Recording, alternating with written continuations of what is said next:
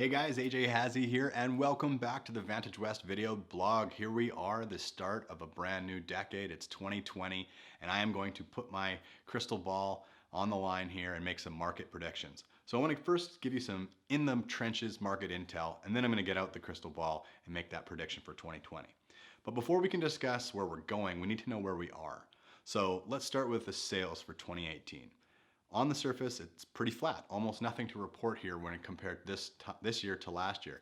But if you only compare the second half of the year, June till December, for the same time last year, you can see that this year's market outpaced the last year's market in the second half by 13%. That's the jump in sales we saw. So is this the start of a new trend? Well, let's look at some other stats.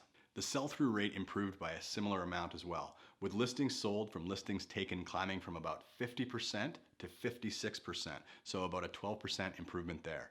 So this speaks to increased demand. Now let's take a little look at supply. Well, in the resale market, we track the absorption rate, and that's the number of sales per month divided into the available inventory. Now this time last year, we had 6 months worth of inventory. This time this year, we're down to just below 5.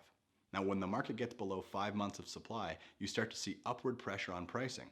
Although at around 5 months, the market's still considered balanced, the balance of power is starting to land with the sellers. And on the new home construction side, despite the fact that you probably see cranes and new projects being marketed everywhere, the new home starts in 2019 were down 17.5%. So as you can see, the supply and the demand dynamics are trending in the right direction for the Kelowna market. Now, besides supply and demand, what else are we going to look for before we make a prediction? Well, here's the RAIN growth arrow. You can see everything starts with GDP. That's the gross domestic product. So we know BC's GDP is growing, especially with 2 pipelines, all systems go up in the north. Then we look at the job market in our specific area. Kelowna has been named one of the top job markets in Canada, with a thriving tech industry, healthcare, a growing university, and more. We've been named the #1 entrepreneurial region, which is attracting young people here for the lifestyle in droves. So with jobs, this leads to inward migration, and our population is expected to grow by at least 2% per year over the next decade, bringing thousands of new residents to the area. Well, guess what? They need housing.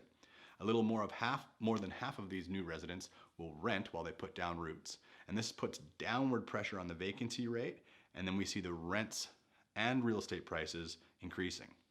Now these are what we call market drivers, but now let's take a look at influencers.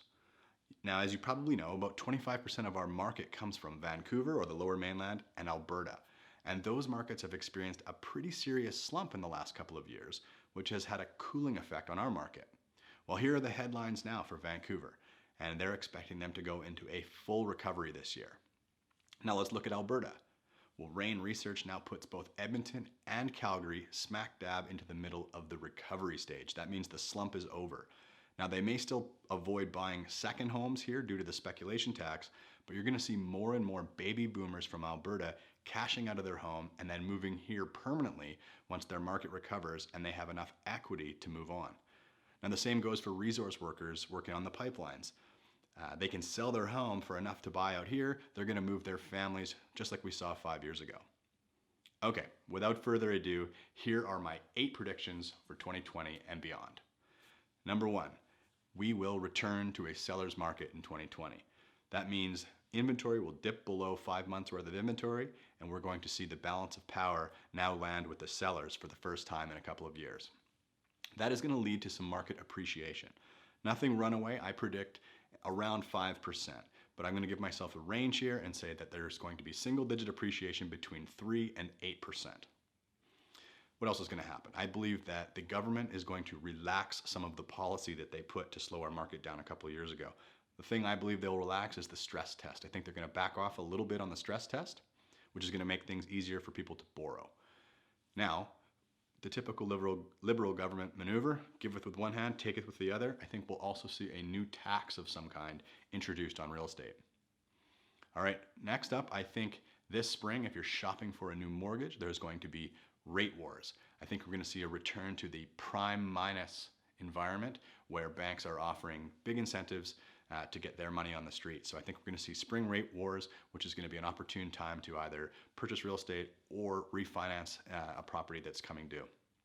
Now, that's all the good news stuff. I believe we're going to see a stock market correction in 2020, And although that does have some negative consequences, one of the knock-on effects of stock market corrections is that we get this flight to safety. What that means is people and capital will move out of paper assets into hard assets, and there's no better hard asset than real estate. So I do see that the market will benefit from that.